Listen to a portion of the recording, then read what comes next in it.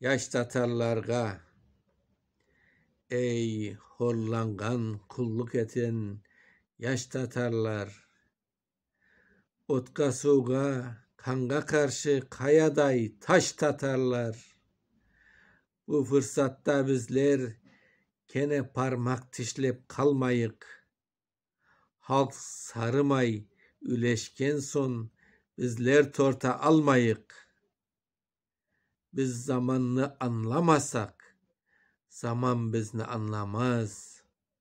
Kültebede, ayrışıkta bizni kimse tınlamaz. Kültebedi kül bolur da kökke uşup ketermiz.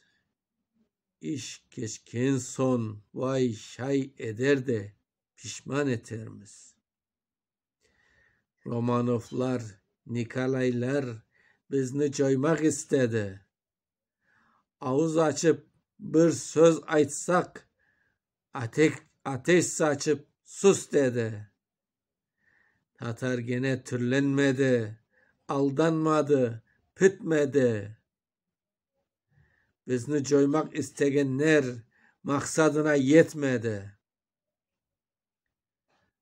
Bu toprak top parçalansa, ciğerini cutsa dalgalar, bütün dünya otka cansa, öksüz kalsa keryalar. Biz kene Tatar bolup, Tatar tüslü catarmız. Tatarlarını aktardın mı, bu sözlerge kanarmız. Koşulsak da, çalışsak da, bir işke baş bulsak da, catlar kırgen kapılarga, biz de kırıp tolsak da, gene işçi çalpak taban, kara Tatar, Tatarmız. Bilmeymen men, ne gün geçek, bizler cantık satarmız. Ay su carık, jol toktaday, tümdüz bolup turganda, halk cılıp, sırlaşıp, canı yaşav kurganda, niçin bizler andamında korkap pisa cüremiz, çalışkanda mıskal ete ya da dudak bükemiz. Halk toy ete, biz sarışımız, yuklamağa dalganmız. Su sıyırman kaymağınday uyuşkanda kalgamız.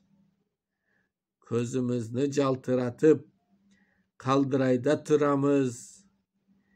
Kel arkadaş, kel deseler, bizler de çetke duramız.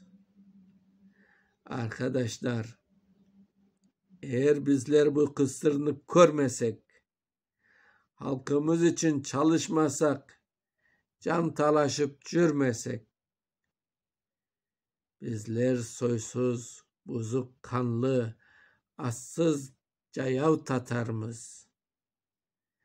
Çıkarmamız bastırıktan biz ebedi catarmız. Gitti güçlü yaş Tatarlar, cıyıldınız, haydınız. Demesinler catlar bizge, cıkıldınız, taydınız. Koşulduk mu, anlaşılırmız, çalışırmız, çalışır. Sayte şayte bu işlerde alışırmız, alışır. Yükselteyik bu caşlıkını, avelensin, aylansın. Bütün yaş Tatar, kartı kazıkka baylansın. Ay Tatarlar, siz dünyanı cutacaksınız desinler. Bizler kene öküreyik, hakkımızın versinler. 30 Mayıs 1920